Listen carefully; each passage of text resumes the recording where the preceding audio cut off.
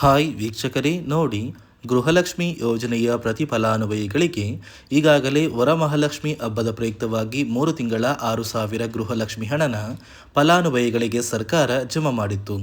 ಆದರೆ ಇನ್ನೂ ಕೂಡ ಸಾಕಷ್ಟು ಫಲಾನುಭವಿಗಳಿಗೆ ಈ ಒಂದು ಹಣ ಬಂದಿಲ್ಲ.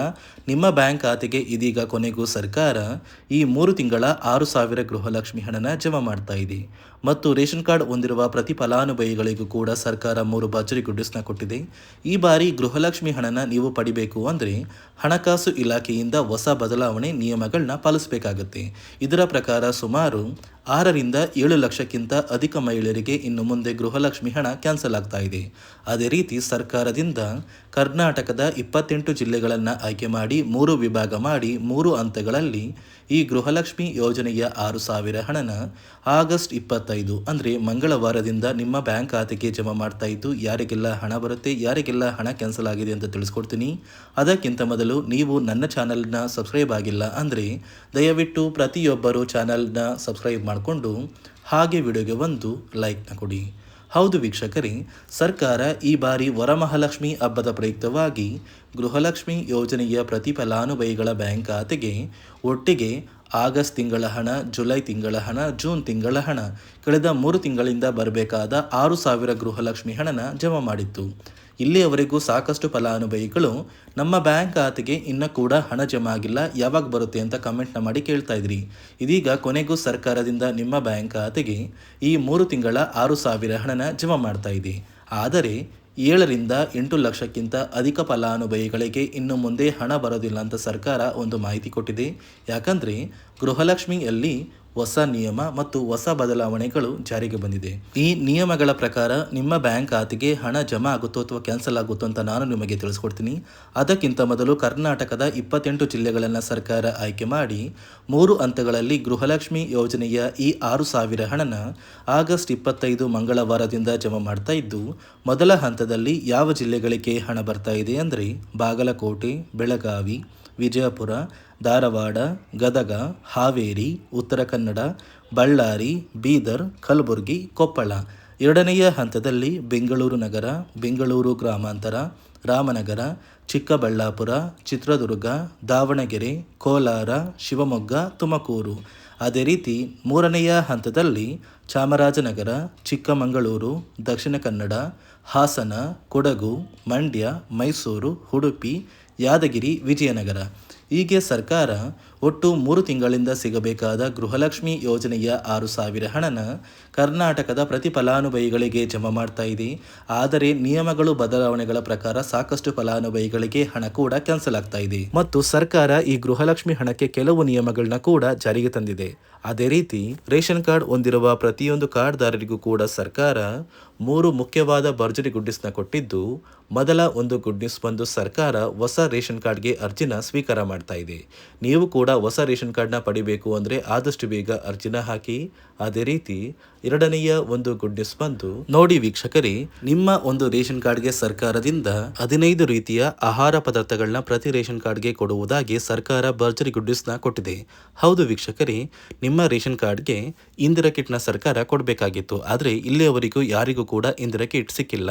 ಇದೀಗ ಸರ್ಕಾರ ನಿಮ್ಮ ಒಂದು ರೇಷನ್ ಕಾರ್ಡಿಗೆ ಜುಲೈ, ಆಗಸ್ಟ್ ಮತ್ತು ಸೆಪ್ಟೆಂಬರ್ ತಿಂಗಳ ಒಟ್ಟು 3 ತಿಂಗಳಿಗೆ ಸಿಗುವಂತಹ 15 ರೀತಿಯ ಇಂದಿರಾ ಕಿಟ್ನ ನಿಮ್ಮ ಒಂದು ರೇಷನ್ ಕಾರ್ಡ್ಗೆ ಸರ್ಕಾರ ಕೊನೆಗೂ ವಿತರಣೆ ಮಾಡುವುದಾಗಿ ನಿರ್ಧಾರ ಮಾಡಿದ್ದು, ಪ್ರತಿ ಕಾರ್ಡ್ದಾರರಿಗೆ ಅಂದರೆ ರೇಷನ್ ಕಾರ್ಡ್ ಹೊಂದಿರುವ ಪ್ರತಿ ಕಾರ್ಡ್ದಾರರಿಗೂ ಈ ಒಂದು ಇಂದಿರಾ ಕಿಟ್ನ ಸರ್ಕಾರ ಕೊಡುತ್ತೆ. 3ನೆಯ ಒಂದು ಗುಡ್ ನ್ಯೂಸ್ ಬಂದು, ಇನ್ನು ಮುಂದೆ ನೀವು ಉಚಿತ ಅಕ್ಕಿ ಪಡಿಬೇಕು ಅಂದರೆ ಆ ಒಂದು ಬಯೋಮೆಟ್ರಿಕ್ ಮಷಿನ್ ಮೇಲೆ ಬೆರಳಿಡುವಂತಹ ಅವಶ್ಯಕತೆ ಇಲ್ಲ.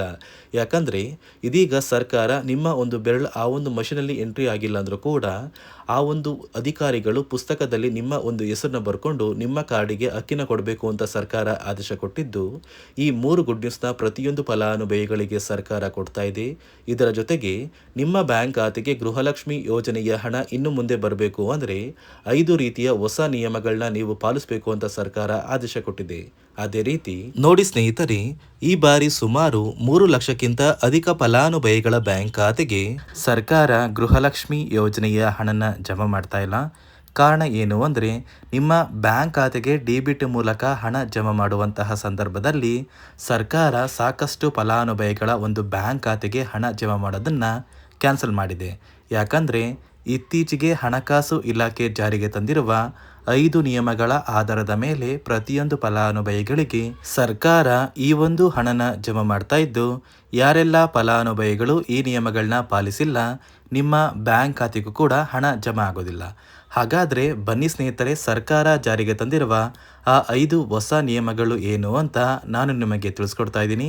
ನೋಡಿ ಸ್ನೇಹಿತರೆ, ಮೊದಲನೆಯ ಒಂದು ನಿಯಮ ಬಂದು ಸಾಕಷ್ಟು ಫಲಾನುಭವಿಗಳು ಹೊಂದಿರುವಂತಹ ಒಂದು ರೇಷನ್ ಕಾರ್ಡ್ ಏನಿದೆ, ಆ ಒಂದು ರೇಷನ್ ಕಾರ್ಡ್ನ ಮನೆಯ ಸದಸ್ಯರ ಪ್ರತಿಯೊಬ್ಬರ ಒಂದು ಆಧಾರ್ ಕಾರ್ಡ್ನ ನಿಮ್ಮ ರೇಷನ್ ಕಾರ್ಡ್ಗೆ ಕಡ್ಡಾಯವಾಗಿ ಲಿಂಕ್ ಮಾಡಿಸ್ಬೇಕು.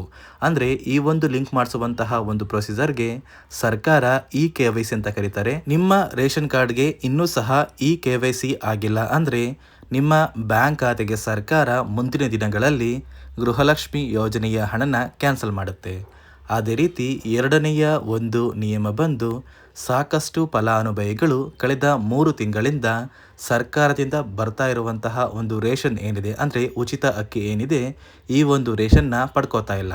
ಒಂದು ವೇಳೆ ಕಳೆದ 3 ತಿಂಗಳಿಂದ ನೀವು ರೇಷನ್ನ ಪಡ್ಕೊಂಡಿಲ್ಲ ಅಂದರೆ ಸರ್ಕಾರ ನಿಮ್ಮ ಬಳಿ ಇರುವಂತಹ ಒಂದು ರೇಷನ್ ಕಾರ್ಡ್ನ ಕ್ಯಾನ್ಸಲ್ ಮಾಡುತ್ತೆ. ನಿಮ್ಮ ರೇಷನ್ ಕಾರ್ಡ್ನ ಸರ್ಕಾರ ಕ್ಯಾನ್ಸಲ್ ಮಾಡಿದರೆ ನಿಮ್ಮ ಬ್ಯಾಂಕ್ ಖಾತೆಗೆ ಗೃಹಲಕ್ಷ್ಮಿ ಯೋಜನೆಯ ಹಣ ಇರ್ಬೋದು ಮತ್ತು ಸರ್ಕಾರದಿಂದ ಬರುವಂತಹ ಒಂದು ಸೌಲಭ್ಯಗಳನ್ನ ನೀವು ಕಳ್ಕೋಬೇಕಾಗುತ್ತೆ. ಅದೇ ರೀತಿ ಮೂರನೆಯ ಒಂದು ನಿಯಮ ಬಂದು ನೋಡಿ ಸ್ನೇಹಿತರೆ, ನಿಮ್ಮ ಬಳಿ ಇರುವಂತಹ ಒಂದು ಆಧಾರ್ ಕಾರ್ಡ್ ಏನಿದೆ, ಆ ಒಂದು ಆಧಾರ್ ಕಾರ್ಡ್ನ ಕಳೆದ 15 ವರ್ಷಗಳಲ್ಲಿ ನೀವು ಯಾವುದೇ ರೀತಿಯ ಒಂದು ತಿದ್ದುಪಡಿನ ಮಾಡಿಸಿಲ್ಲ ಅಂದರೆ ನಿಮ್ಮ ಬ್ಯಾಂಕ್ ಖಾತೆಗೆ ಸರ್ಕಾರ ಗೃಹಲಕ್ಷ್ಮಿ ಯೋಜನೆಯ ಹಣನ ಕ್ಯಾನ್ಸಲ್ ಮಾಡುತ್ತೆ.